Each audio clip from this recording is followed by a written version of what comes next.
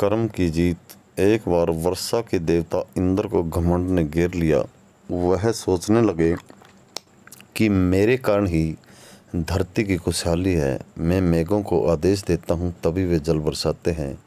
इससे धरती पर खेती फलती फूलती है, पशु पक्षी आनंदित होते हैं और सभी जीवों की प्यास बुझती है।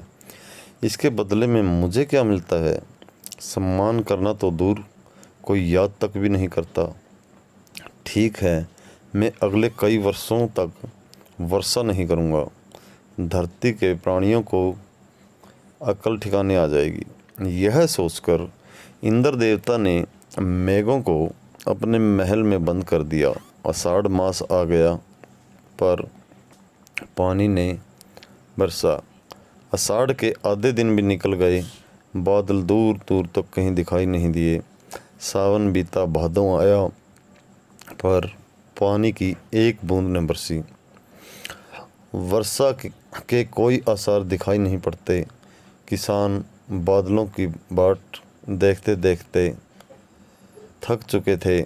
एक दिन उसने अपने बेटों से कहा, चलो खेत में हल चलाएं। यदि इंद्र देवता अपना काम करना भूल गए तो हम अपना काम क्यों छोड़ें? किसान और उसके बेटों में अपने खेत में हल चलाया। किसान कुछ दिन बाद अपने बेटों से बोला, चलो खेत में बिजाई करें। वह बीज लेकर खेत में पहुँचे और बुआई का काम शुरू कर दिया। पेड़ की छाया में दुबक कर एक मेंढक यह सब देखकर बोला, खेत में बुआई करने से क्या फ़ायदा होगा जब इतने दिनों से पानी ही नहीं बरसा। किसान ने उत्तर दिया, पानी भले ही न बरसे, अनाज भले ही ना हो, हम अपना काम कैसे छोड़ दें? अगर पानी 12 बरस तक बरसात नहीं हुई तो मेरे पुत्र खेत में काम करना ही भूल जाएंगे।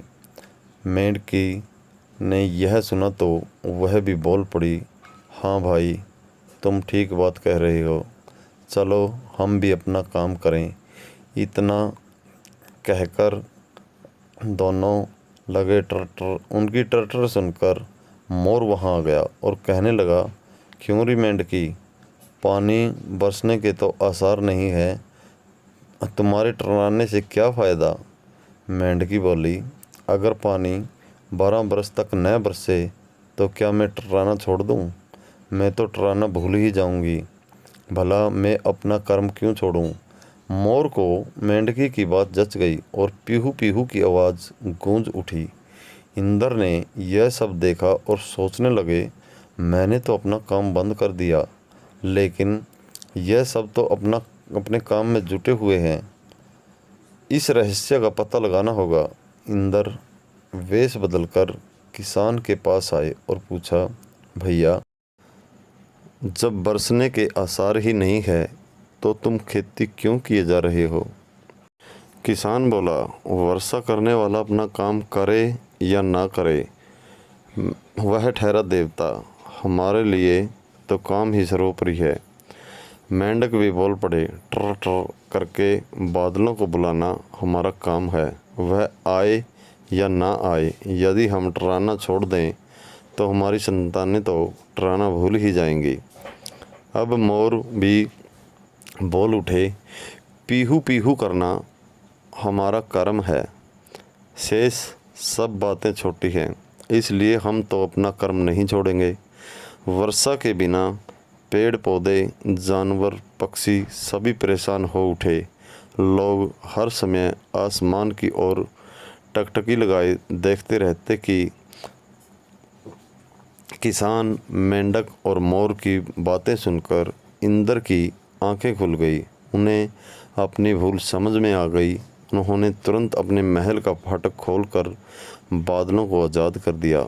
आज़ादी की खुशी में बादल दौड़ते भागते आसमान में चारों ओर छा गए। उनकी खुशी की गड़गड़ाहट से पूरा आसमान गूंज उठा और कुछ ही समय में वर्षा होने लगी। किसान, मेंढक और मोर के कर्म की जीत हुई। गीता में भी कहा है, कर्मण्येवाधिकारस्ते वाधिकारस्ते माँ फलेषु कदाचन। दोस्तों, ऐसी ही मोटिवेशनल कहानियाँ सुनने के लिए हमारे चैनल पर विजिट करें और बेल आइकन को प्रेस करें ताकि आगे आने वाली वीडियो का नोटिफिकेशन आपको मिलता रहे। धन्यवाद।